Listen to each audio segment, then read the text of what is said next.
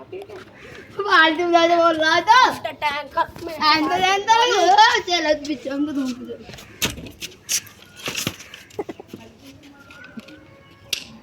बता भैया क्या हुआ